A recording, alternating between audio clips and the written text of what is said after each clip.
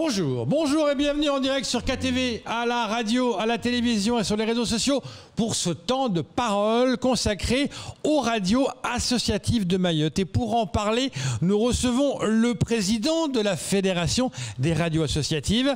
Il s'agit de Hassani Oya Abdul Karim. Bonjour. Bonjour. Merci d'être là. Merci, je vous remercie de m'avoir invité. Mais rien de plus normal. Alors la raison pour laquelle vous êtes venu, vous avez envoyé une lettre aux autorités de Mayotte indiquant que les radios associatives de Mayotte sont en danger. Oui. Pourquoi en danger? Alors tout à fait. Alors, les radios associatives quand même de Mayotte sont en danger. Pourquoi? Parce qu'en fait, il se trouve qu'aujourd'hui, les radios associatives, pour beaucoup d'entre eux en tout cas, fonctionnent avec leurs propres moyens. Ils essayent quand même en tout cas de payer les factures de leur propre poche, les charges, tout ça. Et c'est, disons, c'est quand même quelque chose qui dure quand même depuis longtemps, sauf qu'aujourd'hui c'est quand même très client. Et donc nous appelons quand même par cette lettre-là ouverte que je voulais quand même, qu'on a fait nous en tout cas pour faire savoir quand même à tout le monde qu'aujourd'hui on ne peut plus continuer comme ça, les radios associatives ne peuvent plus voilà, continuer à payer de leur propre poche les factures, etc. Les radios associatives, elle est différente des radios commerciales, c'est-à-dire que vous avez droit qu'à 20% de publicité, voilà. Le reste ce sont des subventions. Voilà, alors pas uniquement, donc il y a effectivement les subventions, en partie. Voilà, en partie, mais il y a aussi voilà, les cotisations, effectivement les dons qu'on peut quand même effectivement voilà, demander ou alors voilà, payer quand même par sa propre poche. Et alors pourquoi ça coince aujourd'hui financièrement? Mais alors ça coince en fait, pourquoi? Parce que les radios associatives ne sont pas suffisamment quand même aidées au niveau quand même de notre territoire. C'est-à-dire que là, par exemple, là on est quand même dans une période quand même de crise sanitaire. Et il est quand même normal, en fait, normal, mais bon, en fait, il serait bien quand même qu'il y ait une aide conséquence, des aides conséquences, en tout cas, au niveau quand même de l'État. Par exemple, le département, des autorités, en tout cas, qui puissent faire en sorte à ce que les radios quand même puissent survivre pendant cette période. Mais force est de constater que, bon, voilà, les aides ne sont pas forcément là, en tout cas, en ce qui concerne les radios associatives de catégorie A. Et aussi, j'en profite aussi parce que j'en ai parlé quand même dans ce courrier. Ce qu'il y a, c'est que l'année dernière, en avril 2020, ce qui s'est passé, c'est que la DAC, Direction des Affaires Culturelles, nous a quand même envoyé quand même un mail pour essayer de répertorier, en tout cas, tous les besoins qu'on avait pendant cette période-là, du confinement de l'année dernière. Et nous, c'est ce qu'on a fait. On a essayé quand même de répertorier, d'appeler quand même toutes les radios associatives qui ont joué le jeu d'ailleurs, que je remercie. Ce qu'il y a, c'est que ces besoins qu'on a remontés par la suite, il y avait pas de suivi par la suite. Enfin, il y avait de suivi de notre côté, mais la DAC, en tout cas, il n'a pas répondu. Et du coup, ben voilà, jusqu'à présent, on ne sait pas quand même là où ça en est. Alors, j'ai essayé quand même, bien entendu, par la suite de prendre l'initiative de venir vers la DAC, mais non, il n'y a pas de réponse. Donc, en fait, ça fait partie de ces choses-là qu'on dénonce aujourd'hui, qu'on trouve quand même en tout cas pas acceptable. Vous vous sentez un peu laissé à l'abandon par les autorités? Exactement, il y a ça. Il y a ça. Et ce qui se passe, c'est que pour ce confinement-là, ben, la DAC revient encore pour refaire la même chose, vous voyez. Et voilà, pour nous demander, bon voilà, on a besoin de savoir vos besoins, les radios associatives. Mais si c'est pour nous faire le même coup que l'année dernière, donc nous, on ne veut pas. On ne veut pas de ça. Donc, entre autres, ce courrier leur est destiné aussi. Pour qu'ils puissent quand même faire les choses. Alors, Abdul Karim, là, ça nous fait à peu près combien de radios là, que vous avez pu répertorier associatives qui sont en difficulté aujourd'hui? Alors, il y a 16 radios. Alors, parmi les 16, on va dire, la plupart sont en difficulté. Hein. Alors, vous l'avez dit, aujourd'hui, ces petites radios associatives, en tout cas, essaient de s'en sortir toutes seules. Ça veut dire quoi? Ça veut dire qu'aujourd'hui, il faut payer un loyer, il faut payer les factures, il faut payer... Est-ce que on arrive malgré sans la subvention normale? Et d'ailleurs, ça fait... quand vous demandez une subvention en tant que radio associative, est-ce que c'est une subvention par an ou deux, ça peut être 2 ou 3, comment ça se passe? Alors, comment les radios fonctionnent quand même aujourd'hui? Bon, ça on l'a déjà dit, que les radios, bon, normalement, enfin, ils fonctionnent par des subventions, n'est-ce pas? Et puis bon, il y a certains, effectivement, qui, s'ils n'ont pas leur subvention, ils sortent quand même de leur poche. Hein. ou bien les dons, mais les dons, il n'y en a pas beaucoup. Hein. La publicité, on a dit, mais la publicité est limitée. Bien sûr. Alors, concernant les subventions, qu'est-ce qui se passe? On sait quand même qu'il y a les subventions de l'État, qui s'appellent FSER, Fonds de soutien à l'expression radiophonique. Pardon. Alors, cette subvention-là, c'est destiné normalement aux radios associatives. Sauf que nous, aujourd'hui, on a 16 radios associatives chez nous. 16. Il y a un total de 26, toutes radios confondues. Mais voilà, 16 pour nous, associatives. Alors, ce qui se passe, c'est que les radios associatives, là, pour les 16 qu'on a ici, parmi eux, il n'y a que 6 qui en ont obtenu, en tout cas, l'année dernière. L'année dernière, il n'y a que 6. 6 sur 16. 6 sur 16. Et si on voit nos voisins quand même rayonner à côté, voilà, c'est presque toutes les radios. C'est la subvention annuelle FSER qui voilà. Toutes les radios associatives de France. Alors, oui, c'est une subvention annuelle. Oui, excuse-moi, Camara, j'ai peut-être pas répondu à la question, mais c'est une subvention annuelle, voilà, qui tous les ans, voilà, le dossier est mis en ligne, courant février, fin février par là, et puis bon, il faut faire la demande, le remplir, et puis envoyer le dossier vers mai par là, le 15 mai par là. Et donc, ce qui se passe, c'est que cette subvention, chez nous, il n'y a que 6 radios qui l'ont bénéficié, en tout cas l'année dernière. Et alors, les 10 autres. Et pourquoi pas les autres? Alors, en fait, il y a un problème, un réel problème comme aujourd'hui. Justement, c'est le problème des trésoreries. Parce que pour obtenir cette subvention de l'État, ils demandent à ce qu'il y ait une comptabilité, un bilan comptable. Ce qu'on peut comprendre de la part Aussi, mais quand une radio vient de démarrer, vous savez très bien quand même qu'il n'a pas le fonds, il n'a pas un fonds pour payer l'expert comptable. Oui, mais il n'y en a quand même pas 10 qui viennent de démarrer sur les 16. Non, mais il se trouve que les autres, là, les autres quand même qui n'est pas dans le cas de ceux qui viennent démarrer, le problème des trésoreries quand même y est, parce que c'était déjà depuis un bon moment. C'est en général ceux qui payent de leurs propres proches la facture et qui continuent à fonctionner parce que bon voilà, ils aiment la radio. Je vous dis, parmi cela, il y a certains qui ont. Voilà, je vous dis, parmi cela, il y a certains qui ont déjà abandonné. Au départ, on était 20. Maintenant, on est à 16. Vous voyez, il y en a déjà 4 autres qui sont déjà carrément plusieurs, pour qu'on comprenne bien, il y a plusieurs différences de radio. Poésie FM n'en fait pas partie. De commercial, vous êtes une radio associative, c'est deux choses totalement différentes. Gérées différemment. Nous, on n'a pas de subvention par la FSER parce qu'on n'est pas limité au niveau de la publicité, mais on est aussi touché, comme vous, au niveau de la pub, parce qu'il y en a beaucoup moins. Donc, il y a vraiment deux choses différentes. Mais cela étant, ce que je ne comprends pas, c'est que les subventions, elles sont là annuellement.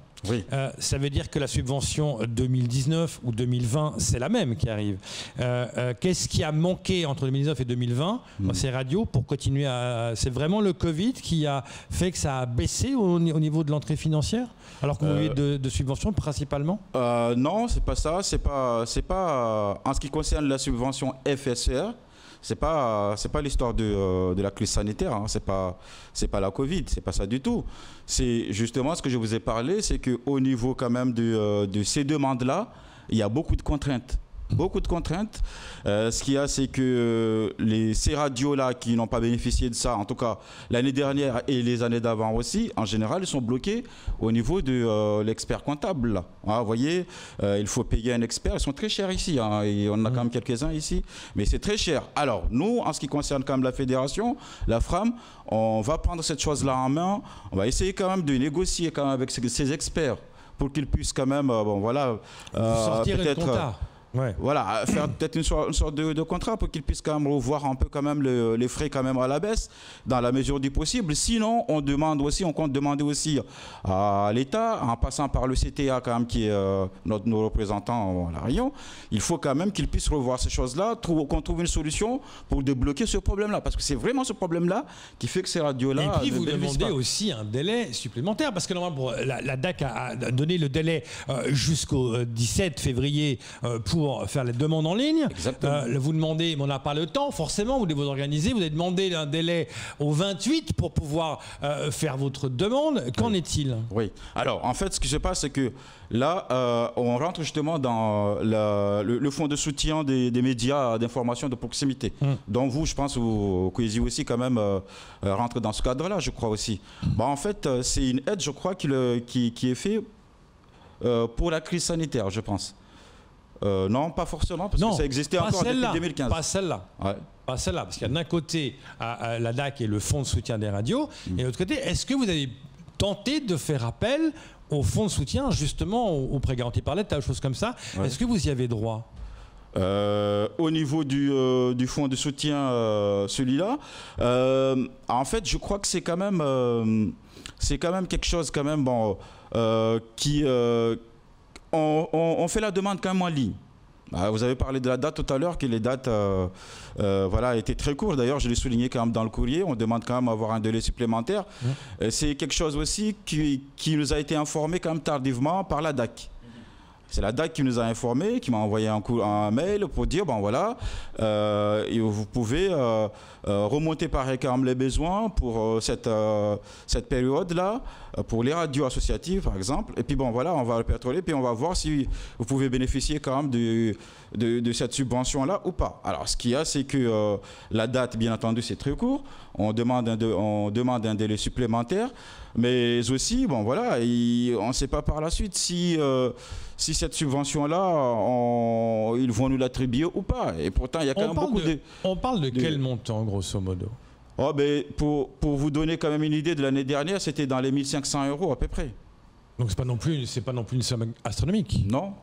Mais bon, c'est déjà quelque chose pour les radios qui sont en difficulté. On se rend compte que vous ne demandez pas 100 000 € ou 50 000 €, c'est ça que je veux dire. Non. C'est des sommes... décente quelque part, entre guillemets, hein, pardonnez-moi l'expression. Voilà. Non, mais ici, et puis Léo, ce qu'il y a, c'est que cette demande qu'on va faire en ligne, cette demande va être transférée à la DAC Mayotte ou à la DRAC pour ceux qui ont la direction régionale et tout. Et nous, ça va être la DAC de Mayotte. Donc, ça veut dire que c'est la DAC qui va instruire ce dossier. C'est la DAC qui va instruire comme ce dossier. Et alors, on ne comprend pas pourquoi les radios associatives n'en puissent pas bénéficier depuis la création de cette subvention en 2015. Je regarde la liste, je vois la liste, je scrute un peu, je regarde. Chez nous, il n'y a aucune radio associative qui en a bénéficié jusqu'à présent, depuis 2015 jusqu'à là. Alors que je regarde d'ailleurs, dans d'autres départements, il y a des radios associatives qui en bénéficient. Alors ça fait partie des choses quand même que, bon voilà, il faudra... sur les 16, il y en a 6 qui l'ont eu. Sur les 16, il y en a 6 qui l'ont eu. Donc il y en a 10 qui ne sont pas peut-être dans les clous pour obtenir cette subvention. Il y a aussi ce problème-là. Non, mais c'est d'autres subventions que je suis en train de parler d'autres subventions. Mais... On en a 2, mais quand même pour qu'on comprenne bien, il y a 2 enjeux vraiment. Camar. Alors, est-ce que là, sérieusement, aujourd'hui, après les 4 qui ont arrêté d'émettre, est-ce que là, il y a encore quelques associations, quelques radios qui sont menacées directement là en ce moment et est-ce que les mairies ne jouent pas aussi le jeu? Est-ce qu'on peut pas, en tant qu'association, on peut pas demander aussi une subvention à la mairie ou au département? Si, Camar, on peut effectivement quand même demander des subventions au département, à la mairie, mais sauf qu'ils ne jouent pas le jeu. Ouais. Pour l'instant, le problème qu'il y a, c'est que les radios associatives, chez nous en tout cas, les autorités, moi je parle des autorités en général parce que c'est la réalité, ils ne voient peut-être pas forcément l'apport, l'utilité de ces radios. Alors, les responsables des radios, ils essaient quand même de faire ce qu'ils peuvent. Vous imaginez, Camar, tu m'as demandé quand même, parmi les 6 qui ont pu obtenir une subvention, ou alors parmi les 16, lesquels sont en difficulté, moi je te réponds. Il y a les 10 autres. Ils sont en difficulté aujourd'hui. C'est la raison pour laquelle j'ai pris l'initiative. Et j'imagine, Abdoukarim, qu'aujourd'hui, pour un annonceur, venir... prendre de la publicité dans une petite radio associative, il n'y a pas de visibilité, donc il n'y a pas forcément de la pub qui arrive. Vous voyez, on souffre de ça aussi, vous avez tout à fait compris. Les investisseurs, déjà chez nous, bon, il y en a, mais bon, pas beaucoup. Et puis effectivement, il y a cette crainte-là, parce qu'on veut s'appuyer sur des radios, les grandes radios, etc. Bon, voilà, où il y a beaucoup d'audience, etc. C'est pour ça que les subventions prennent le relais. Aussi. Pour éviter ce problème-là. Oui. Or là, apparemment, il y en a 10 qui vivent de plein fouet. Parce qu'il y a double peine quelque part. Si, on est pénalisé quand même 2 fois. Et ce qu'il y a, c'est que Léo... Alors, le problème qu'il y a, c'est qu'il ne voit peut-être pas forcément l'intérêt énorme que les radios associatives jouent. Ce sont des radios, par définition, de proximité. Ils sont là pour essayer quand même d'informer la localité. C'est très ciblé local, c'est très ciblé village, j'allais dire. Voilà. Plus qu'une radio commerciale qui arrose un peu toute l'île. Voilà. Et des fois, moi je dirais même souvent, il y a quand même des petites informations qui nous échappent, qui sont utiles et qui échappent aux grandes radios. Et donc les radios associatives locales, elles sont là quand même, ces radios, pour justement essayer quand même de relayer, d'avoir ces informations pour informer le village, la commune quand même en premier. Et que les grandes radios ne feront pas. Pourquoi? Parce qu'ils sont obligés de trier les infos, ils ont un temps limité, le timing est bien voilà, donné pour faire passer des choses. Donc des fois, il y a peut-être des petites informations locales. Les radios associatives, voilà, elles sont là quand même pour d'autant plus qu'on sait que les radios commerciales, pour beaucoup, n'ont pas de locaux à Mayotte. Ce sont des relais d'autres radios, je ne vais pas en citer, hein. Voilà. Mais on n'est pas là pour... mais voilà, c'est la réalité des choses. Alors, Kwesi, c'est une radio qui est là, qui est sur le terrain, on est présent, mais il y a d'autres radios que vous entendez, qui sont des commerces, pas des associatives, hein, ne sont pas là, ce sont juste des relais. Voilà. Donc c'est aussi une concurrence qui est rude pour vous, associatifs, qui êtes vraiment sur le terrain. Hein. Si, bah oui, c'est une chose. Moi, on sait très bien quand même, tout le monde sait très bien quand même de quelle radio nous parlions. Et ça fait partie des choses, voilà, que nous avions quand même remonté auprès quand même du CTA, qu'il puisse quand même revoir un certain nombre de choses, parce que malgré qu'il y a quand même des radios qui arrêtent, qui disons, cessent leur activité, il y a quand même des demandes aussi d'autres personnes quand même qui postulent pour pouvoir quand même avoir une fréquence, mais ils ne sont pas forcément des fois quand même soutenus au niveau quand même du CTA. C'est compliqué. Au niveau du fréquence. Ouais, c'est compliqué. Combien ça coûte une radio associative tous les mois? Écoutez, ça coûte combien? Là, par exemple, si je prends l'exemple quand même de certaines radios, écoute, ça peut aller jusqu'à 10 000 € hein, par la suite. Hein. C'est ça. Ouais, c'est énorme. Est-ce que votre courrier aujourd'hui a eu un retour? Et est-ce que vous êtes prêt aujourd'hui, en tant que fédération, de saisir le ministère de la Culture, par exemple? Le courrier est destiné déjà quand même au ministère de la Culture, parce que j'avais justement un contact là-dessus.